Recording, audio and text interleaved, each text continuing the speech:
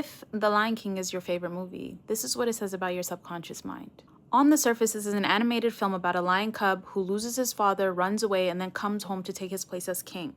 But that's the surface.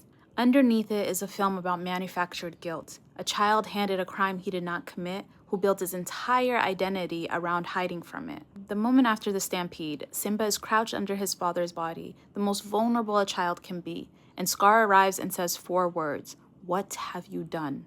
Instead of asking, "Are you okay?" or saying it's not your fault, he says, "What have you done?" This predator waits for the moment of maximum openness, deposits his own crime into the child, and then hands him exile as the solution. Simba doesn't run from the hyenas. He runs from a shame that was never his. Oh, and this part people don't want to hear. Hakuna Matata is not comic relief. It's the trap.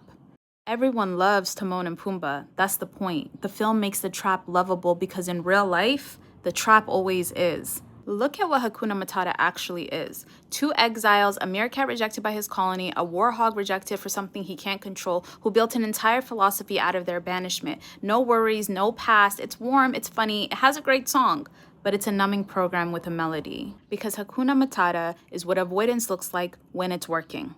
Simba isn't miserable in the jungle, he's fed and he's relaxed. He's surrounded by genuine affection. The film is honest enough to show you that running can feel good for years. The bugs taste fine once you get used to them. But watch what the philosophy requires. The one time Simba tries to talk about his dad, the stars, the great kings of the past, Timon and Pumbaa laugh. And I know they're not doing it out of cruelty, it's a reflex. But it tells me one thing, the container cannot hold grief. That's its one rule. You can stay as long as you never bring the past to the table. So the most alive part of Simba goes underground, and a carefree persona grows over the top of it, like vines over a door.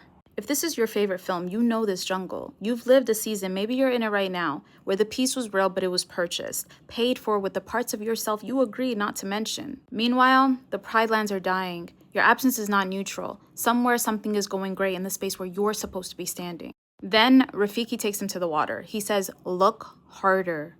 And his father says the sentence the entire film exists to deliver. "You have forgotten who you are. You are more than what you've become." He tells him you became less. And if this film is yours, that sentence only devastates you because you already suspect it's true. So here's my question. What did you agree to stop mentioning in exchange for peace? Drop your favorite film in the comments below and I'll read it next.